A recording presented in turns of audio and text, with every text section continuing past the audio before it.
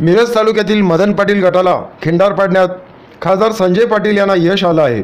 मिरज तालुक्याच्या प्रचार दौऱ्यात पूर्व भागातील मदन पाटील गटाचे कट्टर समर्थक आणि सांगली कृषी उत्पन्न बाजार समितीचे विद्यमान सभापती दिनकर पाटील यांनी भाजपमध्ये प्रवेश केला आहे।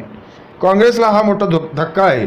सांगली जिल्हा परिषद, महानगरपालिका, पंचायत समितीवर असणारे काँग्रेस राष्ट्रवादीचे वर्चस्व संपुष्टात आणून भाजपने मोठ्या मताधिक्याने आपले वर्चस्व निर्माण केल्यानंतर आता सांगली कृषी उत्पन्न बाजार समिती आणि जिल्हा मध्यवर्ती बँक या दोन सत्ता स्थानावर कमळ फुलवण्यासाठी आतुर झालेल्या भाजपच्या नेत्यांनी केंद्र, राज्य, जिल्हा आणि तालुका पातळीवरील राजकीय नेत्यांना भाजपमध्ये आणण्यासाठी प्रयत्न करताना दिसत आहेत। खासदार संजय पाटील हे मिरजेचे आमदार सुरेश खाडे यांच्यासोबत मिरज तालुक्याचा प्रचार दौऱ्यामध्ये सोनी गावात गेले असताना सोनीचे नेते सांगली कृषी उत्पन्न बाजार समितीचे सभापती दिनकर पाटील हे खासदार संजय पाटील यांचा प्रचार करताना दिसून आल्याने मदन पाटील गटाला धक्का बसला आहे।